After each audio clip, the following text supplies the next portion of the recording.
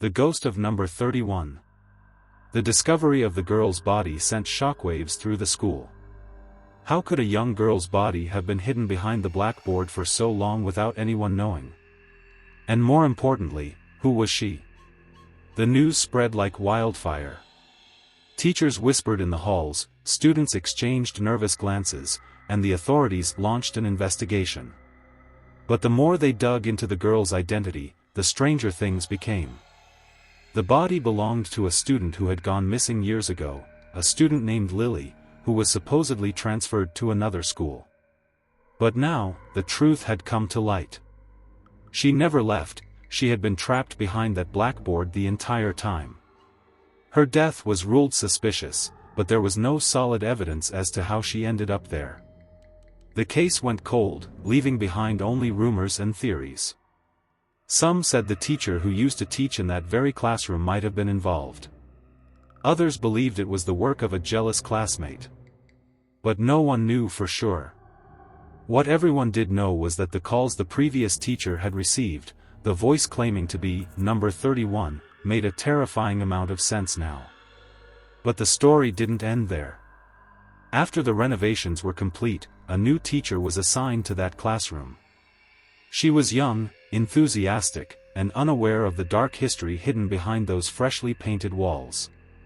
She set up her class like any normal teacher, eager to connect with her students. For a while, everything seemed fine. But as the weeks passed, some of her students began to complain about strange things happening in the classroom. Books would fall off the shelves for no reason. Chairs would creak when no one was sitting in them. Some even claimed they could hear faint whispers when the room was silent. But the teacher brushed it off as mere imagination, children making up ghost stories to scare each other. Then one night, as the teacher was staying late to grade papers, her phone rang. It was 11:30 p.m., far too late for any of her students to be calling. Confused, she answered. A soft, weak voice came through the phone. "Hi, teacher. I'm number 31. Chills ran down her spine.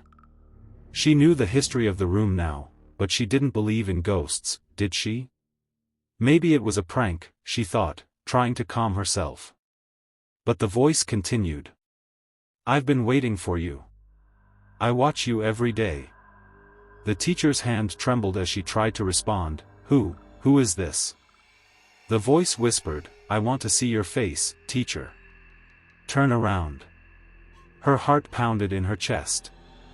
She was alone in the classroom, wasn't she? Slowly, she turned to face the empty rows of desks. There was nothing there. No one. But the voice came through the phone again, louder this time.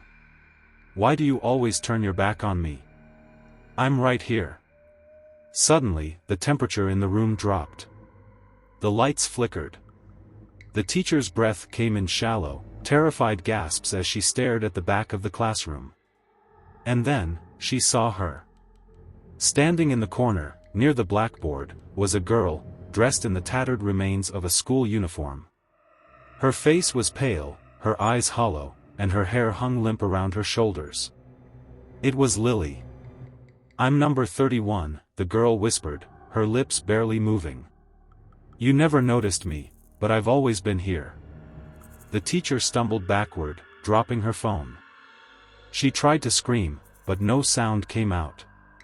The room seemed to close in around her, the walls pressing in tighter and tighter. Lily's ghost took a step forward, her eyes locked on the terrified teacher. "I want to be seen. I want to be remembered," the ghostly girl said, her voice echoing around the room.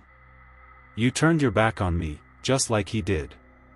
The teacher bolted for the door, but as she reached for the handle, it wouldn't budge. She pulled and pulled, but the door remained locked. When she turned back, Lily was standing right in front of her, her cold, lifeless eyes staring straight into hers. "Tell them my name. Tell them my story. Don't turn your back on me." And just like that, Lily vanished. The door swung open, and the teacher ran out of the classroom, shaking and pale. The next day, she submitted her resignation. She couldn't bear to be in that room again. But the story of number 31 didn't end there. The students in the school whispered about it for years to come.